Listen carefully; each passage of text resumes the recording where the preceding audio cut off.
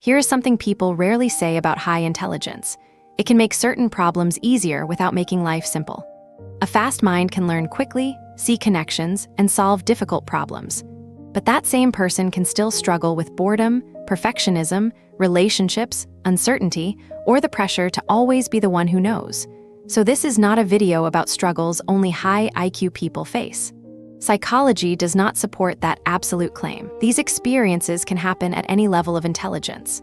The more accurate question is whether some of them can become especially noticeable when a person has high cognitive ability and lives in an environment that does not fit the way they think. Here are 9 hidden struggles highly intelligent people face in some environments, and why each one needs more nuance than the viral version. Struggle 1. Too many possible interpretations. A strong analytical mind can generate alternatives quickly. That is useful when solving a technical problem. It is less useful at 2 in the morning when the problem is a 3-word text message. More cognitive options do not automatically create more emotional certainty. Sometimes they create 20 plausible stories instead of 1. Struggle 2. Being underchallenged without understanding why. Giftedness research has long examined the importance of appropriate challenge, especially in education. But the stereotype that intelligent people are simply bored all the time is too crude. Some thrive in routine.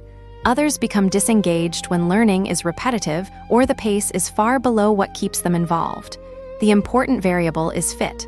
Struggle 3. The explanation gap. You understand an idea internally, but explaining every intermediate step feels surprisingly difficult, or you see a connection quickly and assume other people saw it too. Then the room goes silent. This can create frustration on both sides. Intelligence does not remove the need to communicate. In fact, the faster the internal leap, the more deliberately you may need to build the bridge for someone else. Struggle 4. Perfectionism that hides inside competence. People often assume high ability and perfectionism naturally belong together. The evidence is more complicated. Research does not show a simple rule that higher intelligence creates perfectionism, but a capable person can still develop a painful discrepancy between what they can imagine and what they can produce. You see the ideal version before the first draft exists.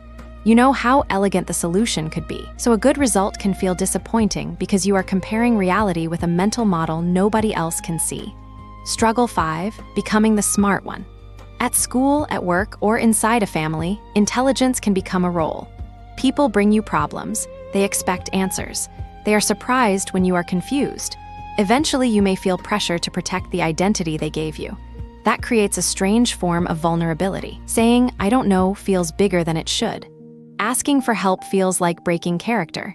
A strength becomes a costume you are afraid to remove. There is a second layer to that role. When people repeatedly praise effortless performance, a capable person can start protecting the appearance of effortlessness.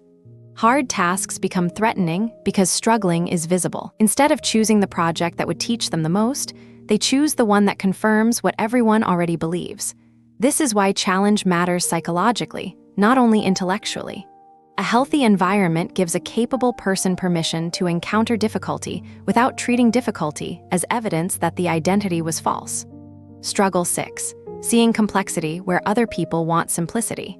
A discussion begins with a simple yes or no. Your mind immediately sees conditions, exceptions, trade-offs, and missing information. Sometimes that nuance is valuable. Sometimes it makes you sound evasive. And sometimes the simplest answer really is enough. The challenge is not knowing more complexity. It is learning when complexity changes the decision and when it only decorates it. Pause here, because this is where the popular high IQ story often becomes flattering in the wrong way. Being misunderstood does not prove that you are brilliant. Disagreeing with the group does not prove that you are deeper. Social difficulty is not evidence of exceptional intelligence. Context matters, personality matters, communication skill matters, and recent research on intellectually gifted adults does not support the idea that giftedness itself automatically causes poor well-being. Struggle 7. Decision overload. The more variables you can generate, the more difficult it can feel to commit. Career A has better money. Career B has more freedom. Career C fits your values. Career D opens a future option you may want later. The mind keeps calculating because every choice closes another door. This is where intelligent decision-making requires something intelligence alone cannot provide: priorities. You do not need to know every possible outcome. You need to know which values deserve more weight.